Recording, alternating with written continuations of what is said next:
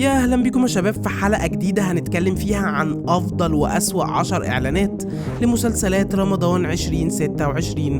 قبل ما نبدأ الحلقة ما تنساش تدعمنا بلايك وتشترك في القناة وتفعل الجرس علشان تتابع كل الحلقات اللي جاية.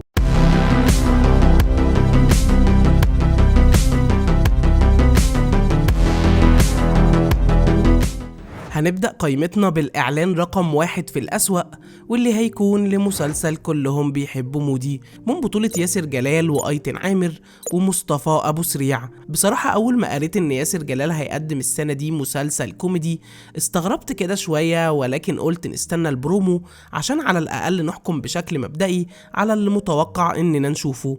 واللي شفته في البرومو فعلا زي ما توقعت بالظبط. أولا حلو التجديد ودايما بنطالب بكده، ولكن في حاجات التجديد فيها اصلا مش لايق، ودور ياسر جلال هنا غريب كده ومبتذل، وكمان المجهود المبذول في الاعلان من محاولات وافيهات للضحك كانت ضعيفة جدا. وعلى مدار الاعلان بنشوف واحد غني البنات كلها بتحبه، ومع الاحداث بيتحط في مواقف كتير المفروض يعني انها كوميدية، واللي من وجهة نظري ومن اللي شفته في الاعلان كان واحد من اضعف الاعلانات اللي شفتها في رمضان السنة دي. الاعلان رقم 2 في الأسوأ هيكون لمسلسل بيبو من بطولة كزبرة وسيد رجب وهالة صدقي. بصوا الاعلان ده ما اقدرش اقوله انه فعلا وحش، ولكن عندي مشاكل واضحة معاه. اولهم ان بدري قوي على ان كزبرة ياخد بطولة مطلقة حاليا، حاسس انه كان محتاج فترة اطول من كده او حتى يفضل في الادوار المساعدة، لانه فعلا موهوب وفخور جدا باللي قدر انه يوصله. ثانيا برغم ان الفكرة وقصة المسلسل نفسها كويسة جدا وفيها كتير من مسلسل أزمة سكر لأحمد عيد، ولكن هنا حسيت انه ميال لطابع الجد والعنف شوية، وده اللي ما كانش لايق من وجهة نظري على كزبرة. حسيت ان لو كان العمل كوميدي في المقام الاول كان هيفرق جدا معاه وكان هيبقى لايق وفي نفس الحتة بتاعته، ولكن برغم كده اتمنى انه يطلع عكس التوقعات ويقدر فعلا انه يقدم لنا مسلسل كويس. الاعلان رقم 3 في الأسوأ هيكون لمسلسل اولاد الراعي من بطولة ماجد المصري وأحمد عيد وخالد الصاوي. أنا عارف إن في ناس كتير عجبها الإعلان ده، ولكن يا جماعة بجد مشكلتي مع المسلسل هي التوليفة بتاعة الممثلين اللي حاسسها مش لايقة كده على بعض، وكلهم أعمارهم كبيرة، تحسهم كلهم بيعبروا عن فئة واحدة، مفيش التنوع المطلوب اللي تحس منه إن ده مسلسل متكامل وفي أبعاد كتير مختلفة. يعني مثلا حد زي أحمد عيد اللي رجوعه فعلا مهم وفارق، ولكن بحسه مش لايق وسط المجموعة اللي موجود فيها.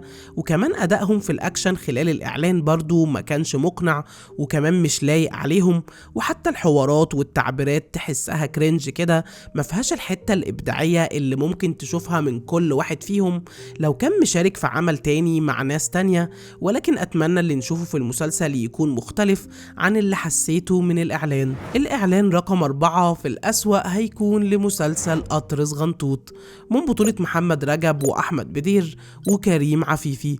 مشكلتي دايما مع محمد رجب إنه مصمم في كل محاولاته للرجوع إنه يكرر نفسه في كل مرة، مع إن أسهل طريق للرجوع إنه مش محتاج يرجع في بطولة أبدا. حقيقي هو فعلا موهوب وقادر إنه يقدم حاجة للفن، ولكن لو اتنازل عن دور البطولة شوية ورجع في أدوار جماعية مهمة في مسلسلات تانية أكيد هينجح وهيبقى وجوده مهم وظاهر وسط كل اللي حواليه. ولكن هنا مفيش أي تغيير، واللي واضح جدا من الإعلان اللي نزل إننا في نفس الدايرة ولكن في دور جديد. حتى الاسم هنا ما كانش بياع تماما ومش كرييتيف ومش بيخدم العمل دعائيا بأي شكل من الأشكال، واللي كمان كان واضح من الإعلان الاستسهال في كل التفاصيل مش بس مجرد الاسم. الإعلان رقم 5 والأخير في الأسوأ وبعد كده هندخل في قائمة الأفضل هيكون لمسلسل بابا وماما جيران من بطولة أحمد داوود وميرنا جميل وميمي جمال. من النظرة الأولى كده على المسلسل تحس فيه تشابه كبير ما بينه وما بين أشغال شقة، ولكن هنا بتتقدم بشكل وروح مختلفة، واللي فعلا ممكن تقدم لنا مسلسل كويس عشان شطارة أحمد داوود عامة. ولكن مشكلتي الصراحة مع ميرنا جميل والطفل جان رامز اللي محبتش الكيمياء ما بينهم وما بين أحمد داوود، خصوصا أداء ميرنا جميل اللي كان واضح في الإعلان واللي شفنا فيه نفس المشكلة اللي بنواجهها في الكوميدي عامة، وهي إن الإعلان نفسه تحسه ضعيف، والإفيهات والطريقة اللي المفروض هيتبني عليها الأحداث مش مشجعة الحقيقة، وفيها نصيب كبير جدا من التكرار. الإعلان رقم 1 في الأفضل هيكون لمسلسل إفراج من بطولة عمرو سعد وطارق عماد وحاتم صلاح، واللي بصراحة ما اقدرش اقول ان عمرو سعد هنا غير جلده، لانه متشابه جدا في نوعية الدراما اللي بيقدمها خلال كل السنين اللي فاتت.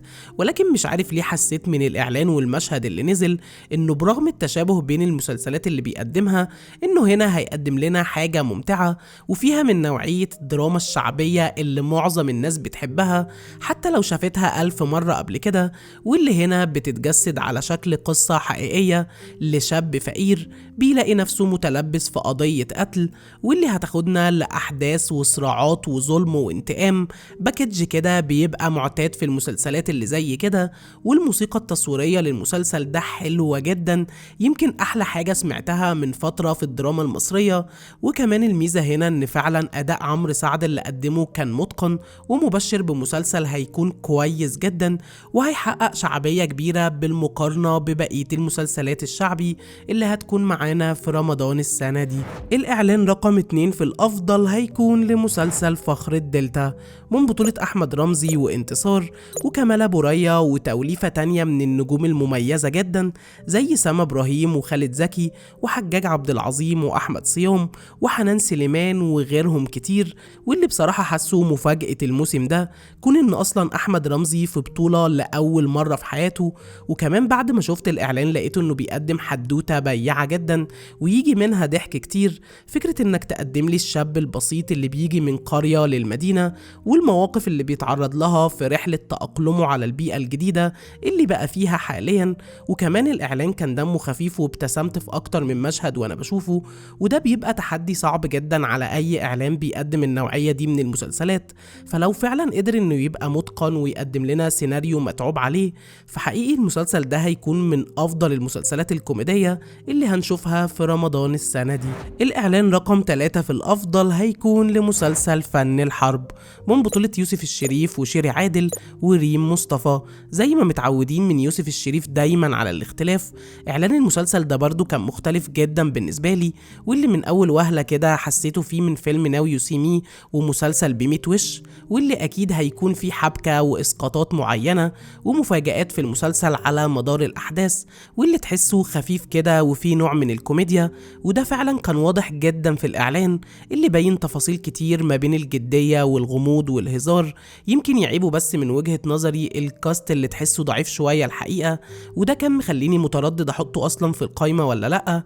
ولكن بسبب اختلافه وتميز يوسف الشريف كالعادة لما قارنته ما بين الإعلانات التانية اللي شبه بعضها جدا، حسيت إنه فارق في فكرته واللي بيحاول يقدمه عامة. الإعلان رقم 4 في الأفضل هيكون لمسلسل سوا سوا من بطولة أحمد مالك وهدى المفتي وخالد كمال. المسلسل بيقدم لنا الدويتو القوي جدا واللي هيكون عليه كلام كتير في السوشيال ميديا، ومن إعلانه كده عجبني الشخصيات والسياق اللي هيحاول يقدمها في المسلسل، واللي هنشوفه من خلال بنت محطوطة في صراع بين راجلين والاتنين بيحاولوا انهم يوصلوا لها بكل الطرق، ولكن في نفس الوقت هم بيعكسوا قد ايه سوداوية شخصياتهم وانتهازية الواقع اللي بنعيشه. وبجد ده واحد من أفضل الإعلانات اللي شفتها الموسم ده كله، وأحمد مالك اللي قدر يقنعني بأدائه وتطوره اللي ظاهر بشكل كبير جدا في الإعلان، والكيمستري الواضحة بينه وبين هدى المفتي، والدراما والأحداث والمزيكا اللي بتبين قد إيه كل مشهد كان بيحكي قصة. فشكلنا كده على أعتاب مسلسل هيكون متقن جدا وفعلا هيقدم لنا حاجة مختلفة. الإعلان رقم 5 والأخير في قائمتنا النهاردة هيكون لمسلسل مناعة من بطولة هند صبري وخالد سليم وأحمد خالد صالح. إعلان المسلسل بيقدم لنا قصة رحلة صعود مناعة، واللي رحلتها بتبدأ من الفقر لحد ما توصل إنها تبقى معلمة في تجارة المخدرات، واللي بيقوم بدورها أفضل حد أنا شايفه من وجهة نظري لايق على الدور. هند صبري هنا بنشوفها في لون مشابه جدا في أدوار عملتها كتير قبل كده زي فيلم الجزيرة وإبراهيم الأبيض، واللي حقيقي شاطرة جدا في تقمصها للدور وبتقدر إنها تعبر عن الشخصيات اللي من النوع ده بأفضل طريقة.